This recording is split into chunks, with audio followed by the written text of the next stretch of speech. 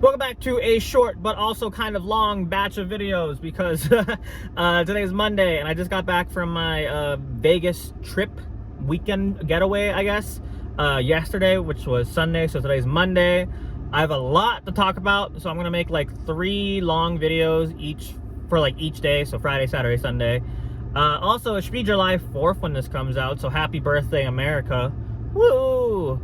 I can't set off fireworks because I live in California and it's very illegal here. Yeah, I think that's basically all I gotta talk about. So let's just jump right into it. So Friday, first day of the trip, wake up early as shit to get to my friend's house. We were meeting at like 6 a.m. because that's when we wanted to leave because we want to avoid traffic. So we leave. I'm in a Tesla because it's like the second time I've been in a Tesla in my life, and I wanted to point it out because it's kind of an important part of the story.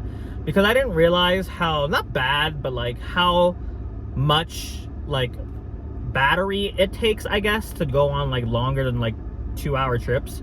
Because we had to like stop this time going there once to charge it, and it takes like 30 to 40 minutes to charge up, which I didn't realize. I knew they didn't last as long as like gas powered cars, but I didn't realize, I guess, how much you needed to charge to go on like 4-hour trips. Does that make sense? I don't know. I'm not like a fucking Tesla engineer. I don't know how those shits work. I drive a gas-powered car that runs like shit. So yeah. But on the way there, I brought my Switch. So me and my friend, we were playing some like Switch games a little bit. But he mostly slept the entire time because he woke up early. So that was like, I don't know, 4 hours. And then I jokingly mentioned that I wanted to go to Cracker Barrel. Because if you know me on this channel, you know I like Cracker Barrel, but we don't have any in California except for like one, which is on the way to Vegas. Well, in California, there's one at Hesperian, and there's a couple on the way to Vegas in Nevada. So we went to one of them that was in Nevada, and my friend, he hates Cracker Barrel because he thinks it's overrated as shit, and it kind of is, right? So we went to this Cracker Barrel, and I was super excited, right? I like Cracker Barrel. We got some pancake breakfast and some other breakfast breakfast food. So the thing about this Cracker Barrel is that it was by far the absolute worst fucking Cracker Barrel I have ever been to, and one of the worst dining experiences I've ever had. So for starters, the silverware they gave us, none of us had knives. They gave none of us knives. So I had to spread my butter and like cut my pancakes with a spoon and a fork. And when I asked them to get a knife, it took so long that I basically already finished my food. So the pancakes were fine. The syrup was fine. They brought these biscuits, right? Because I ordered some biscuits, and the biscuits were super doughy, like they were undercooked. And that was kind of gross. And the gravy they gave us for the biscuits, the gravy kind of tasted like under-seasoned and and in my friend's food, it was kind of like my friends, they ordered an eggs benedict, no, Benny, like the one where you put it on a biscuit. You might know what I'm talking about, right? An eggs Benny, I don't know what you call it, but the biscuit, again, raw, and for some reason I think it was hash browns they had were undercooked, so they were like kind of raw.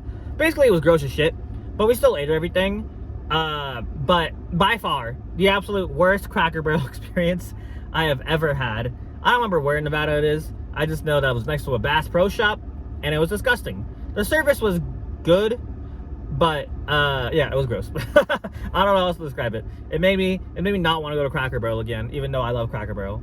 But that's the unimportant part of the story. Obviously, you're here for the Vegas experience. So the first thing we did was go to the apartment that my friend rents in Vegas. And the first thing about Vegas was that it's so hot. It was like 100 and something outside that it broke the generators. So there was no power in the apartment when we got there. So it was hot as shit. Nothing worked. So we basically unpacked. We went to a couple of bars/breweries and had some drinks.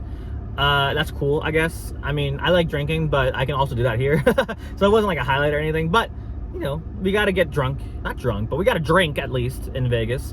And then after that, we had tickets to mini golf at the Kiss place around like 8. So from like 4 to 8, we had like 4 hours to kill. So we went to the, what was it called? The Pinball Hall of Fame, Pinball Museum, something like that. So basically, it's a place where there's a bunch of old pinball, and still some modern ones too, but like old pinball, old arcade stuff. And you just put in some quarters, and they're relatively cheap. So we spent like $20 each person in quarters, and we played for like a couple of hours. It was actually pretty fun. I'm not a big pinball person, but I can appreciate pinball. There were some fun arcade games. I got my ass kicked in ice hockey, or in not ice hockey, what do you call it? Air hockey? Was that air hockey? Yeah, air hockey. I got my ass kicked, came back at the end, and then lost. So it was almost an amazing comeback. But I was mad about that. I fucking sucked at skee ball for some reason, because apparently you can suck at skee ball. The pinballs I was okay at. I don't play a lot of pinball, like I said. But it was still a fun experience. And then after the pinball, we went to get food, I think. Let me check my notes real quick. I'll make a part 2, I guess, because this has been a little long.